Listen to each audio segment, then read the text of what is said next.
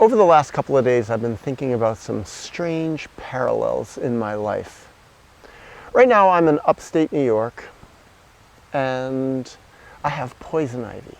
I don't have an extreme case of poison ivy, but I've got poison ivy. I've got some on my hands and my feet and my legs and my arms a little bit, some on my chest. There's poison ivy all over the place here. It got on me, its oil got on me, I rubbed it on myself, some's on my head.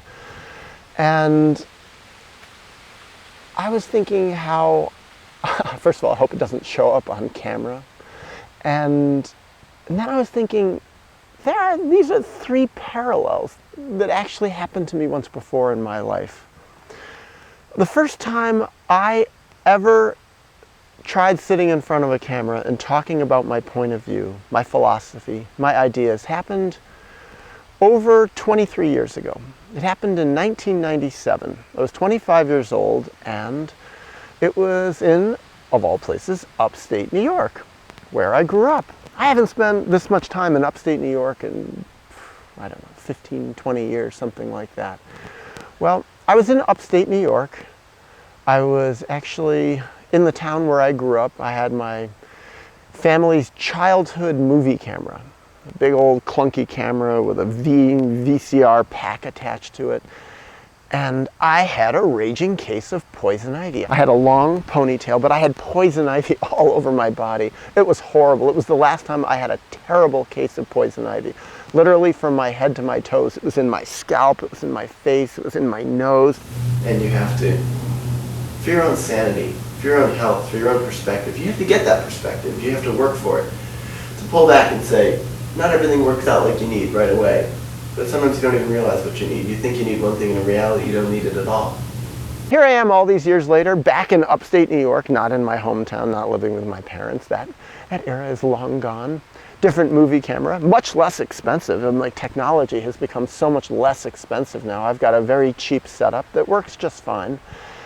But here I am with a case of poison ivy in upstate New York, talking about my philosophy and thinking about memory lane, parallels, how for decades there's been a part of my soul that's been aching to speak, to share my point of view, to share the knowledge that I've learned, the insights that I have learned, some of my life experiences, maybe to be useful to people. I mean, I've been wanting to do this long before I had any mechanism to share it with anyone. Back then, I didn't have any way to edit video. I had a computer that there was no way to even digitize this. There was no YouTube. YouTube was still nearly 10 years away.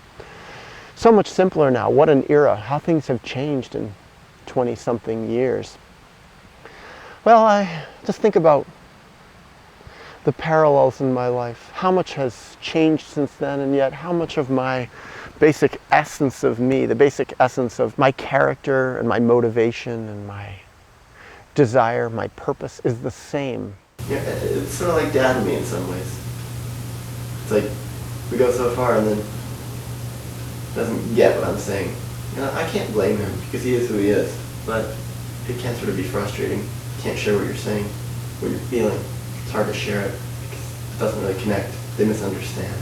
But what else has changed now is I love myself so much more easily. I wake up in such a better mood. I have so much more self-esteem than I did then. I'm a much more respectful person to other people. I have a lot less buried, unconscious feelings. I've healed a lot of my traumas. I didn't really know so much about grieving back then. I was so much more intertwined with my parents back then. They weren't giving me money, but they were still giving me attention in some ways, a lot of feedback. I was still desperately hoping that they would grow and love me and see me.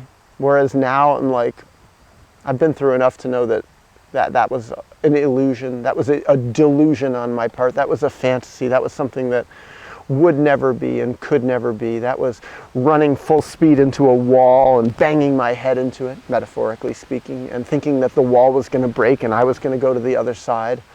Whereas what happened to me every time I ran back to my family looking for love is that I smashed my head into the wall of their limits and of their denial, and I just ended up with a bruised and bloody head. Knocked myself out, so to speak, made myself feel worse. Went back into my regular life, back to the apartment that I had, and felt alone and sad and self-hating, self-loathing a lot, questioning, thinking that I was the problem, I was the cause of problems in my family, a lot of times believing their narrative. And yet there was another part of me, in spite of all that, that had been out in the world enough, that had traveled out to other countries, that had worked a lot of different jobs, that had hitchhiked, that knew how to take care of myself in lots of different environments, that knew that I was different from them, knew that I was healthy in some fundamental way, knew that I was, well, better than the person that they thought I was, that the person they needed to believe I was, the person that they, as a child, forced me to believe that I was.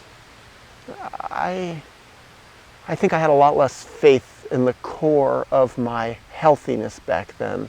And yet there was still some connection I had with that wanted me to get in front of a camera, even with a face full of crusted up, poison ivy that had been treated by actual cortisone steroids, toxic stuff, that it was like I still was going to speak in spite of all that. And then I think of, well, why was I even up in that toxic environment? Not the toxic environment of poison ivy, but the toxic environment of my family system. It was because I hadn't figured out how to manifest as an independent adult. I hadn't figured out how to have a career yet. I hadn't figured out what I really wanted to do and how I was going to plug into this world. I saw my friends going and getting law degrees, and my fellow biology students were getting PhDs and becoming doctors, and people were getting MBAs, and they were starting to make money, and they were having nice apartments and girlfriends and fancy lives, and they were sending their little, snippets of paragraphs about how great they were doing to the college alumni newsletter. And I felt like a loser, and I didn't know what I was doing, and it was like there was some part of me that did have faith. I was journaling all the time and saying, it's taking time. Your path is a different path from theirs. You're not running toward money. You're doing what you love and the money will follow. But it wasn't following and it wasn't coming, and I was struggling and stressed out and feeling like, really, I wasn't making it in society, and looking at all these people around me, my so-called peers, and seeing how well they were doing, and them telling me, Daniel, go back to grad school. You're never going to make it with a bachelor's degree. I'd been a camp counselor for that past summer, and it was like, I knew I was great. I knew I had some gift to offer, but I made like $700 in a whole summer. It's like my friends were making $7,000 a month, some of them, and it was like, I just was like, where do I fit in? And I was going to my parents for advice and love. I was asking my dad, what do you think I should do? Do you have any ideas? And he loved it when I would ask those questions. Well, try this, Daniel, and try that, and do this, and you can do this. And when I didn't want to sometimes follow his advice, because sometimes it wasn't me, it was him. He was projecting on me. Then I saw the old dad that I remembered so long ago. He would rage at me and scream, you ask for advice and you don't take it. You know what you are? You're the loser you always were. And it was like, I sometimes wonder if my terrible reaction to poison ivy was in part really the poison of my family. I mean, I've been exposed to so much poison ivy now, and I'm not having it head to toe. I wonder. I mean, I don't want to sound too woo-woo and spiritual, but there's a part of me that wonders if maybe being around my family killed my immune system and made me have a hyper response to the poison of the toxins in the world and this poison plant. I don't know. I'm just totally speculating. Probably not true, but maybe it is. But I think about these things, and I think about me, and I have a little compassion for myself back then, all those decades ago, trying to sit in front of a camera with a crusted over red face and my long hair that made me feel more unique, and a pair of funky old glasses that were scratched up and probably the wrong prescription because I didn't have enough money to go and get them fixed. And it was like I was still hoping at some level for the external world to rescue me, to see my value. I was writing memoirs and I was sending them to literary agents and publishers. I was getting rejected all the time. I wanted to be an artist and make it as an artist, and it wasn't working and it didn't look so good. And I think it kind of embarrassed my parents in a way that I was failing, me who had done so well in college, who'd always been such a good student, and now I was not quite thriving as an adult. And they didn't like this, and it reflected badly on them, and it kicked up their own feelings of insecurity, and they both had a lot, and they pulled away from me. I realized it wasn't going to work, but These are the things that are coming up as I stroll down memory lane with my mild case of poison ivy, with my lovely inexpensive camera, with my few hours free to sit on the edge of the forest in upstate New York and record a video of my thoughts and my philosophy and my more hopeful vision for a future now, more grounded in reality.